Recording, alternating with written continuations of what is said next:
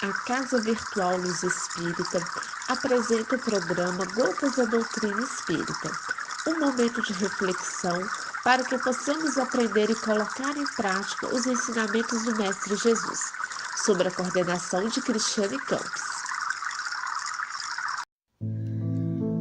Bom momento, amigo de caminhada. No programa de hoje, Gotas da Doutrina Espírita, professor Joel traz o seguinte tema: analisando as forças universais. Vamos ouvi-lo? Preciso compreendermos que sem as análises que estamos realizando no desenvolvimento destes registros na forma de palestras, é necessário que percebamos que na medida em que vai se desenvolvendo a nossa inteligência e a nossa perseverança na tomada de conhecimentos destes aspectos que fazem parte da criação universal, nós somos seres muito limitados. Nós ainda nos encontramos muito longe de termos a compreensão do grande plano divino. Plano divino que almeja a harmonia universal e a felicidade dos seres encarnados e desencarnados, que são as entidades espirituais criadas por Deus, porque nós todos somos irmãos e somos inteligências puras que Ele constituiu num estado de simplicidade e ignorância, para que ao longo do tempo nós pudéssemos construir o nosso próprio crescimento. Então é preciso que entendamos. Por exemplo, uma suposição que iremos fazer. Imaginemos que na profundidade das águas oceânicas exista um ser vivo muito simples, mas que de um momento para outro esse ser adquirisse a capacidade da inteligência, que a gente sabe que só surge depois que a personalidade alma atingiu um trajeto evolutivo muito longo. Esse um animalzinho que poderíamos chamar, ou um ser vivo como miseráveis animálculos, que da natureza nada conhecem, mais do que os peixes ictiófagos que com ele convivem.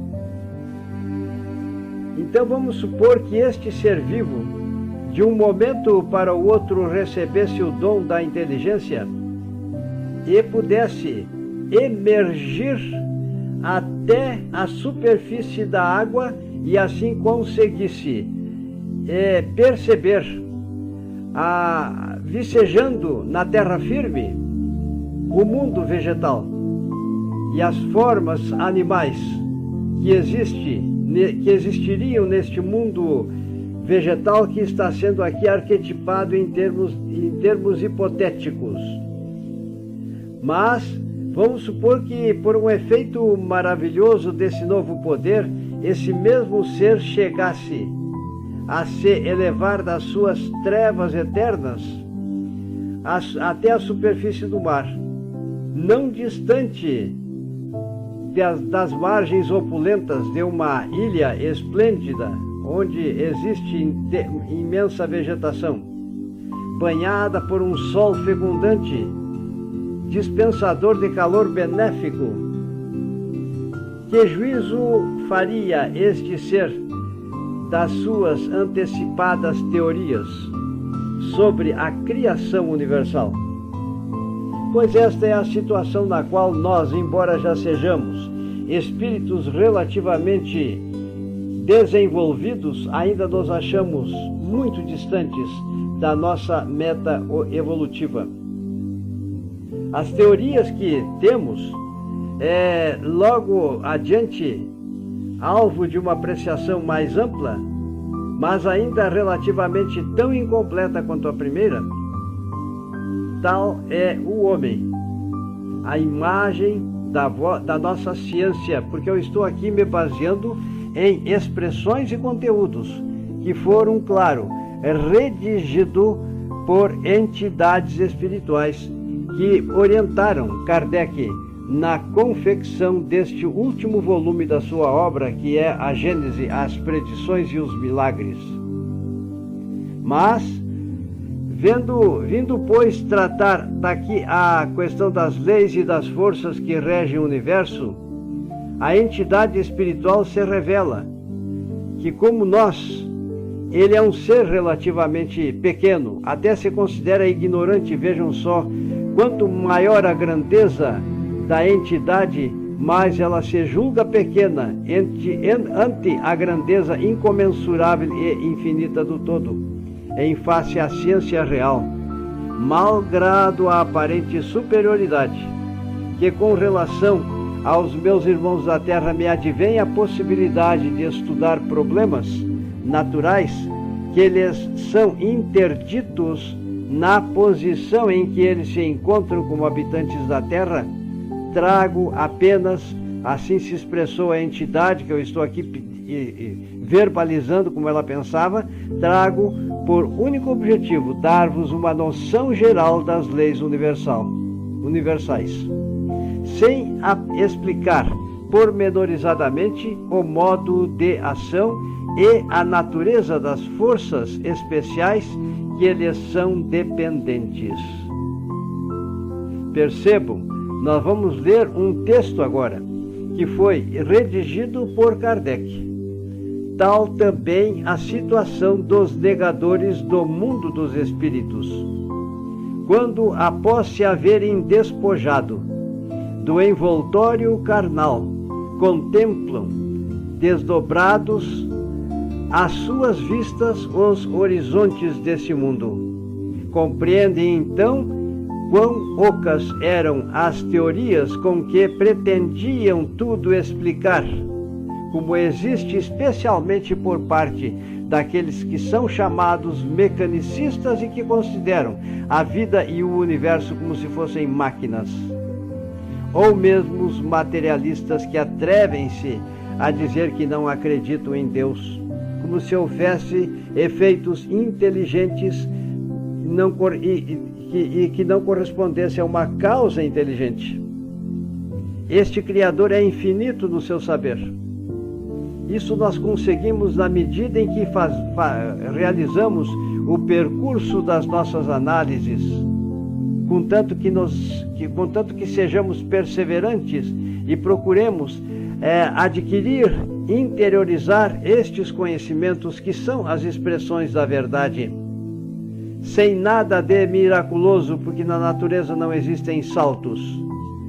O infinito, a infinita inteligência suprema, a causa primária de tudo, ela levou muito tempo para constituírem os fatos e a vida no universo, que estão ainda ao nosso alcance, porém parcialmente não são de maneira completamente compreendidas. Contudo, estes horizontes, como disse, ainda ocultam mistérios, que só posteriormente se lhes desvendam, ou desvendarão ainda, à medida que, depurando-se, eles se elevam. Desde, porém, que os seus primeiros momentos no outro mundo estejam, eles irão sentir-se forçados a reconhecer a própria cegueira, e quão longe estavam da verdade, e quanto longo deve ser o percurso, até que atinjam a perfeita meta de um entendimento num grau satisfatório. Percebam bem, meus irmãos, nós dissemos em outras ocasiões, e é oportuno sempre a repetição, lei básica do aprendizado.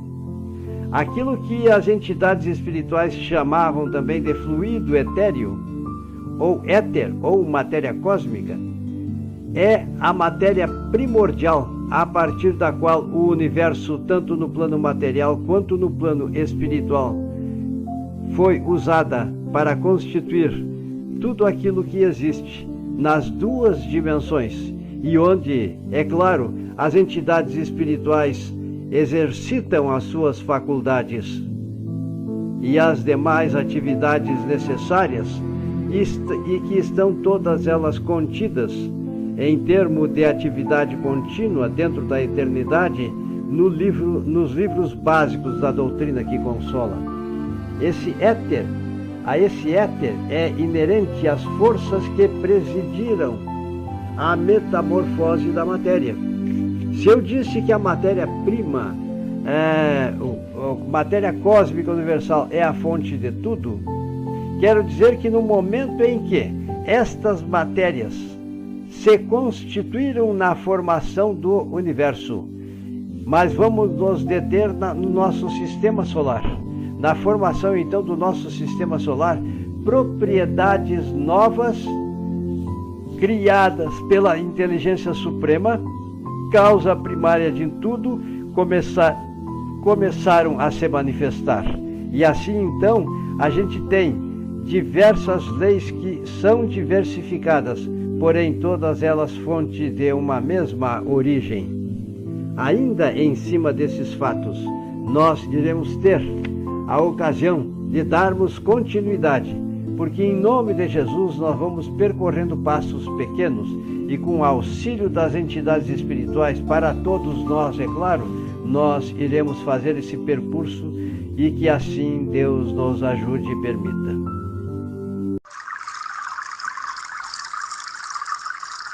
O programa Gotas da Doutrina Espírita foi uma produção da Casa Virtual Luz Espírita e sua equipe.